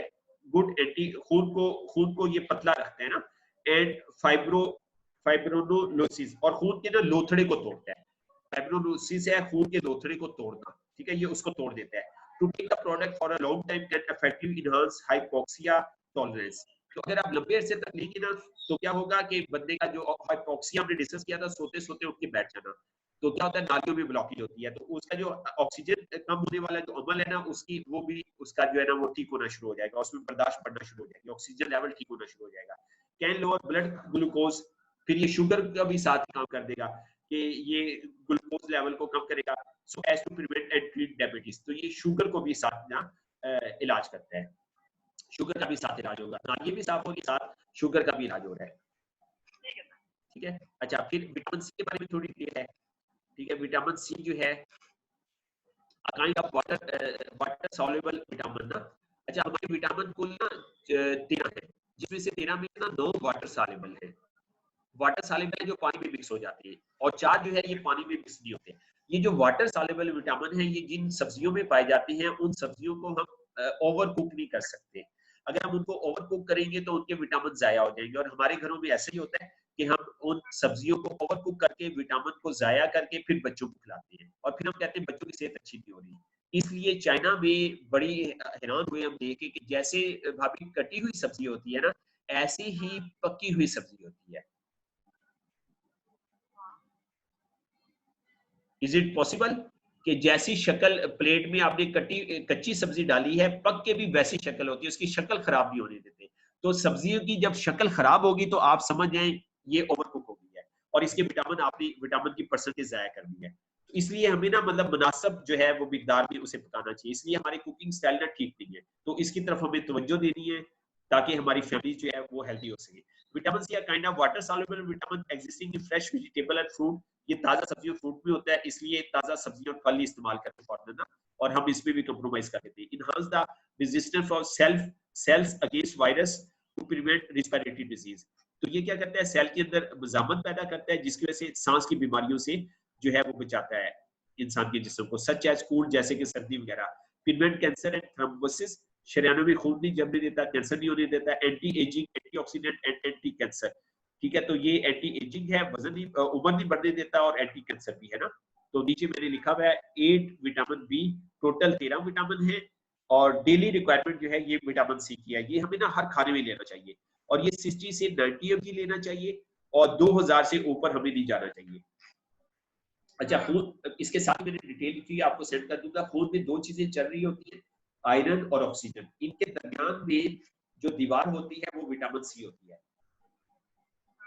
ठीक है, इसकी भी हमने बहुत अच्छी मिसाल, मजाहिया मिसाल हमने बनाई हुई है।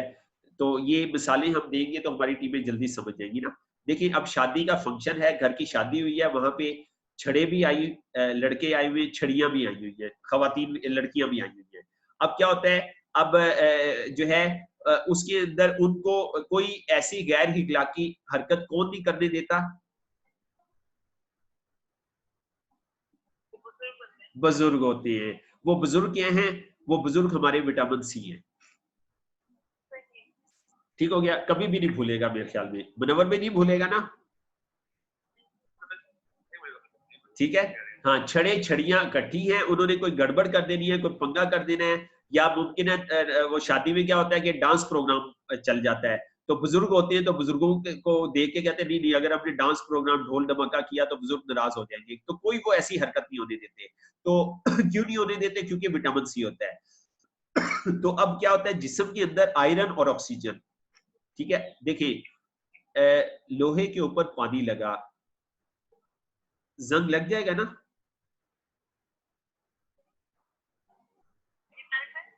लोहे पे पानी लगाया, जंग लग जाएगा? क्यों लगेगा जंग? लोहे पे पानी लगाया और आपने उसको वैक्यूम कर दिया, जंग नहीं लगेगा। ठीक है, जंग कैसे लगेगा, किस वजह से लगेगा? ऑक्सीजन की वजह से। लोहे पे पानी लगा, उसको ऑक्सीजन मिली, फिर ये जंग लगा। जंग लगना क्या है? ऑक्सीडेशन। क्लियर हो गया? ठीक है, अब इसी तरह हमारे जिस्म में आयरन होता है, हमारे जिस्म में ऑक्सीजन होती है। सेब के अंदर क्या था भाभी? आयरन था और ऑक्सीजन थी, और क्या था, उसको बचाया हुआ किसने था? विटामिन सी ने। अब विटामिन सी आपने छिलका उतार दिया, विटामिन सी को जब साइड पे कर दिया, अब क्या होगा? आयरन और ऑक्सीजन मिलेंगे और गलने सड़ने का अमल हो जाएगा। क्लियर हो गया? ठीक है, तो अब ये विटामिन सी क्या करता है? ये दीवार का काम करता है, ये आयरन और ऑक्सीजन को हमारे जिस्म में मिलने नहीं देगा। तो जिससे क्या होगा कि जो इनको आपस में मिलने नहीं देगा, जैसे सेब के छिलके में विटामिन सी होता है और ऑक्सीजन तो मिलने नहीं देगा, तो क्या होगा? बुढ़ापे का अमल नहीं होगा।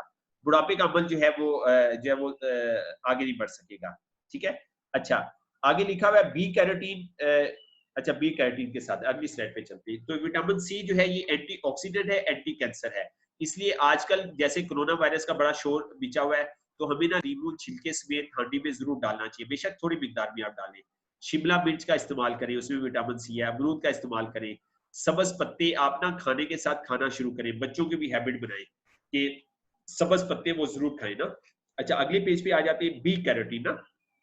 बी कैरोटीन बड़ी जबरदस्त चीज है। Improve injection and metabolism and enhance antibody. Injection कहते हैं खुराक का जिस्म में जाना, तो ये क्या कहता है? खुराक को जिस्म में जाने देती है। और मेटाबॉलिज्म क्या कहता है? खुराक का एनर्जी में मुंतकिल होना। और इनहांस एंटीबॉडी, और ये क्या कहता है? जिस्म के अंदर बनने वाला ऐसा मवाद जो जरासीम को तल्फ करता है, इसको एंटीबॉडी कहते हैं। अभी आपने सुना होगा कि जनाब जिनको कोरोना वायरस ठीक हो गया है वो अपना ब्लड का सैंपल दे दे। क्यों दे दे? उनके अंदर एंटीबॉडीज बन गई है। एंटीबॉडी क्या होती है? ये वायरस के खिलाफ एक मुजामती फोर्स होती है। तो उनका वो सैंपल इसलिए दे दें ताकि उनकी एंटीबॉडी लेके उससे वो चीज बना लेंगे, और वो चीज बना के वो जिनको जो है ये कोरोना हुआ है उसकी बॉडी में वो डाल देंगे ताकि उनके अंदर एंटीबॉडीज बनना शुरू हो जाए। ठीक है, तो बी कैरोटीन जो है ये क्या करता है? ये खुराक को जिस्म में जाने देता है, खुराक का एनर्जी में मुंतकिल करता है और जिस्म में एंटीबॉडी बना देता है, उसको बढ़ा देता है। एंटीबॉडी बढ़ती है ना, तो उसकी वजह से क्या है कि जिस्म के अंदर मुजामत बढ़ जाती है, वो बीमारियों के खिलाफ जिस्म लड़ सकता है। फिर eliminate free radical, free radical को ये खत्म कर देता है। ठीक है, फ्री रेडिकल, आपको फ्री रेडिकल का नाम जब भी आया तो आप क्या बोलेंगे? छड़े। छड़ों को ये खत्म कर देता है जिस्म से ना, ठीक है। और कैसे खत्म करता है? ये जिस्म के अंदर जाके उनको उनके साथ पेयर बना देता है। Have synergetic effect with vitamin C, तो विटामिन सी के साथ बी कैरोटीन सिनर्जी इफेक्ट करता है, उनके साथ बामी मिलाप करके, और स्ट्रॉन्ग एंटीऑक्सीडेंट बन जाता है कि 1 जमा 1 11 बन जाते हैं, स्ट्रॉन्ग एंटीऑक्सीडेंट कैपेसिटी बन जाता है। और फिर can be transformed into vitamin A in human body. ये बी कैरोटीन जो है गाजर में पाया जाता है, और ये ना विटामिन ए में मुदखिल हो जाता है। ये आपने याद रखना है कि बी कैरोटीन जो है विटामिन ए में मुदखिल हो जाता है, और विटामिन ए इसलिए गाजर को कहते हैं कि ये ना आंखों के लिए बहुत अच्छी है। विटामिन ए जो होता है ना, ये आंखों के लिए बहुत अच्छा होता है, कि पीले रंग की खुराक में विटामिन ए होता है, जो भी पीले रंग की खुराक होगी ना उसमें विटामिन ए होगा, ठीक है। और बी कैरोटीन जो है ना, ये विटामिन ए में मुदखिल हो जाता है। अच्छा, अब इसके साथ थोड़ी डिटेल लिखी हुई है, गंदी मंदी चीज लिखी हुई है। बी कैरोटीन ये फैट सॉल्युबल है ना, ये फैट में जो है ना वो मिक्स होता है, ये पानी में मिक्स नहीं होता। और जब ये बॉडी के अंदर विटामिन ए में मुदखिल होती है तो ये वाटर सॉल्युबल बन जाता है। बी कैरोटीन पहले फैट सॉल्युबल है, ये हल होगा पानी में, लेकिन जब विटामिन ए बनता है तो ये वाटर सॉल्युबल बन जाता है। फिर ये हमारी जिल्द के हमारी जिल्द, इम्यून सिस्टम, आंखों के लिए मुफीद है, यानी कि ये जिल्द के लिए भी बहुत अच्छा है, इम्यून सिस्टम के लिए भी बहुत अच्छा है, और आंखों के लिए बहुत अच्छा है। बी कैरोटीन हमारे जिस्म के लिए इतनी जरूरी नहीं है, लेकिन जब ये विटामिन ए में मुदखिल होती है तो हमारे जिस्म के लिए ज्यादा जरूरी बन जाती है। जिन खुराक में विटामिन ई ज्यादा है वो है प्याज, गाजर, मटर, पालक, कद्दू, पेठा। बी कैरोटीन बूढ़े लोगों के लंग्स को ताकत देती है और ये बेहतर रखती है। बी कैरोटीन का जो है वो ये काम है, ठीक है जी। यहां तक कोई सवाल आपका क्लियर हो गया जी? तो ये सिंपल है, ये बहुत आसान है ना। आगे efficacy of times cell rejuvenation capsule ना, तो अब ये डिटेल बता के अब इसकी एफिकेसी की तरफ हम आ गए ना। Lower the contents of harmful lipid and relief vascular cerebrovascular diseases ना। तो ये क्या करता है, ये हमारे जो खून के अंदर जो है नुकसानदेह जो लिपिड्स है ना, ठीक है, लिपिड्स का नुकसानदेह अज़ा को ये कम करता है, और दिमाग की शरियानों को और छोटी नालियों को, ठीक है, तो ये उसमें ना आराम देता है, उनको ये स्मूथ करता है, उनको रिलीफ देता है। लोअर ब्लड विस्कोसिटी, खून के अंदर जो गाढ़ापन है, चिपचिपाहट है, उसको कम करता है। इनहिबिट प्लेटलेट्स एग्रीगेशन, प्लेटलेट्स को जमने नहीं देता। और इंप्रूव माइक्रो सर्कुलेशन। एक होता है मैक्रो सर्कुलेशन, मैक्रो होता है बड़ी खून की नालियों की बड़ी सर्कुलेशन, एक होता है माइक्रो, माइक्रो जो है बारीक नालियों की सर्कुलेशन है, जिसमें नाक के ऊपर बारीक नालियां, कान है इसके ऊपर बारीक नालियां, बहुत बारीक नालियां, ठीक है, तो उसको भी ये बढ़ाता है। Prevent and treat diabetes, sugar को ये बचाता है और शुगर का इलाज भी करता है। Resist oxidation and eliminate free radical to delay ageing, तो ये ना ऑक्सीडेशन को रेजिस्ट करता है और फ्री रेडिकल और एजिंग को ना खत्म करता है, ये एलिमिनेट करता है। Improve immunity to prevent tumour ना, ये कुव्वत मुदाफत को बढ़ाता है और ट्यूमर को नहीं बनने देता है। Enhance hypoxia tolerance to keep vigorous, ठीक है, तो ये क्या करता है, ये ना हाइपोक्सिया टॉलरेंस ना, ऑक्सीजन का जो कम होता है ना उसके अंदर ये ऑक्सीजन की कमी को पूरा करता है और इंसान को तवाना और मजबूत जो है ये बना देता है। ये सेल के जो है ये फंक्शन है, सेल हमारा ये सारे काम जो है वो कर लेता है। आगे है ये suitable for the following age group, ये किन लोगों के लिए सूटेबल है? पीपल विद हाइपरलिपिडीमिया, हाइपरलिपिडीमिया है खून में चिकनाई ज्यादा होना ना, उनके लिए बहुत अच्छा है। और कार्डियोवास्कुलर डिजीज, जिनको दिल की बीमारी है उनके लिए अच्छा है। People with hypertension, high blood pressure वाले लोगों के लिए, शुगर के लिए। People eating high fat and high protein food for a long time, ऐसे लोग जो लंबे अरसे के लिए ना हाई प्रोटीन और हाई फैट लंबे अरसे के लिए खाते हैं, उनके लिए बहुत अच्छा है। पीपल विद वीक बॉडी, ऐसे लोग जिनका जिस्म कमजोर है उनके लिए। Low immunity and predisposed to a cold, ठीक है, और अगर वो ना सर्दी उनको जल्दी लग जाती है, उनके लिए बहुत अच्छा है, उनकी कुव्वत मुदाफत कमजोर हो। People living with great blood pressure and easily getting tired, वो लोग जो दिमागी प्रेशर में ज्यादा काम करते हैं, जल्दी थक जाते हैं, उनके लिए बहुत अच्छा है। Middle age and old people over 40, middle age वाले और बूढ़े लोग जिनकी उम्र 40 साल से ज्यादा है, तो उनके लिए ना ये बहुत अच्छा है। तो डोजेज क्या है, ठीक है, डोजेज इसकी लिखी हुई है 3 times each day, 4 capsule each time ना। अच्छा, अगर खुदा ना खास्ता भाभी किसी को हार्ट अटैक हुआ है ना, अब इंशाल्लाह आपके वालिद साहब इसको यूज करते हैं ना, तो आप देखिएगा 3 दिन के अंदर अंदर आपको क्या फीडबैक देंगे वो। आपको 3 दिन के अंदर अंदर पता क्या फीडबैक देंगे? वो देंगे अब मेरा सांस फूलने वाला मामला ना थोड़ा कम होता जा रहा है। पहले मैं चलता था, सांस फूलता था, तो हमें ना इसके बहुत जल्दी रिजल्ट आ जाते हैं सेल के ना, बहुत जबरदस्त। अभी मैं सुहेल भाई को यूज करवा रहा हूँ, उनका भी ये कहता है करवट ले रहा था, मेरा सांस फूल जाता था, तो करवट लेने से ना, तो अभी माशाल्लाह उनका, मैंने उन्हें बताया खुश खांसी थी, मैंने कहा आपका बलगम निकलेगा, तो अभी उनका बलगम निकलने का प्रोसेस जो है वो चल रहा है। तो आप ना ये 4 कैप्सूल अगर देते हैं ना 3 वक्त में, तो आप ना 1 हफ्ते में रिजल्ट ले लें। 1 हफ्ते के अंदर अंदर आपको रिमार्केबल रिजल्ट मिल जाएंगे। Can take the product with other drug or health product, अगर आप कोई मेडिसिन वगैरह खा रहा है उसके साथ भी आप इसे दे सकते हैं ना। सुटेबल टू अ सीजन, किसी भी सीजन में ये मुनासिब है। It's better to take product for a long time, ये ज्यादा बेहतर है कि आप ना इसको लंबे अरसे के लिए जो है वो लेना। तो ये जो है इसके साथ फ्री रेडिकल की डिटेल पीछे भी आई थी, यहाँ भी लिखी हुई है। Free radical are atoms or molecules with an odd number ना, ये ऑड नंबर में होते हैं, यानी कि 1 3 5 और इलेक्ट्रॉन्स ना।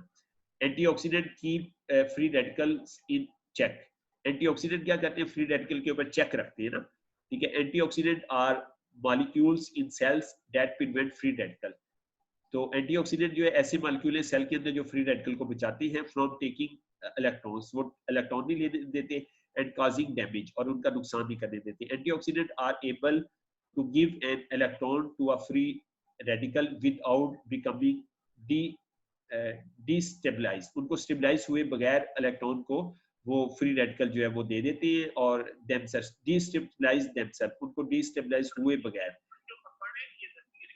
जी ये लिखा हुआ है, दस स्टॉपिंग द फ्री रेडिकल, हाँ लिखा हुआ है रेडिकल चेन रिएक्शन। तो इसकी वजह से क्या होता है कि चेन रिएक्शन, फ्री रेडिकल ये होता है कि पहले ना एक आता है, फिर दूसरा, तीसरा, चौथा, थोड़े थोड़े आते हैं, उसके बाद क्या होता है चेन बन जाती है ना। तो किसी के बाल व्हाइट हो गए उम्र से पहले, इसका मतलब आप समझ जाए कि उसके अंदर फ्री रेडिकल की चेन बन गई है, तो उस चेन को तोड़ना होता है, ठीक है। दिल की नाली में ब्लॉकेज हो गया, फिर फ्री रेडिकल की चेनें बनना शुरू हो गई है, तो उनको तोड़ना होता है। तो ये क्या करता है, ये ना उसकी जो फ्री रेडिकल की जो चेन रिएक्शन है ना उसको तोड़ देता है, जिस तरह तस्वीर का एक दाना होता है और एक पूरी तस्वीर होती है। तो अब उस तस्वीर के दानों को हमने तोड़ना है, तोड़ेंगे तो वो हमारी बीमारी जो है वो काबू में आ जाएगी। तो ये कॉन्सेप्ट यहाँ पे ना बयान किया गया है। तो ये खातून है, ठीक है, इनकी हालत, ये पहले की पिक्चर है, ठीक है, ये पहले की पिक्चर है और ये बाद की पिक्चर है ना। तो बाद की पिक्चर देख ली, वो बिल्कुल फ्रेश हुई हुई है, और चेहरे की रंगत ना चेंज हो जाती है। भाभी जब आप इंशाल्लाह वालिद साहब को यूज करवाएंगी ना, तो आप नोट कीजिएगा कि 15 दिन के अंदर अंदर ना उनका फेस का कलर चेंज होना शुरू हो जाएगा, फेस के कलर के अंदर ना बहुत चेंज आ जाएगी, और खुराक लगना शुरू हो जाएगी। अभी क्या है कि उनको ना खुराक नहीं लग रही, तो जिसकी वजह से वो ना खा पी तो वो 3 वक्त नहीं है खाना, और आपको शिकायत करते हैं कि जिस्म में जान नहीं है, क्योंकि उनका सेल जो है ना, चूल्हे जो है ना वो सही काम नहीं कर रहे, ठीक है। तो हम उनके चूल्हे जो है ना सेल को सही काम करवाना शुरू कर देंगे। तो ये थी हमारी सेल की प्रेजेंटेशन, तो हमने थोड़ी स्पीड लगा के जल्दी सी जो है ये मुकम्मल कर ली, और आपका इतना तवज्जो देने का और इतनी तवज्जो से सुनने का बहुत शुक्रिया, ठीक है। तो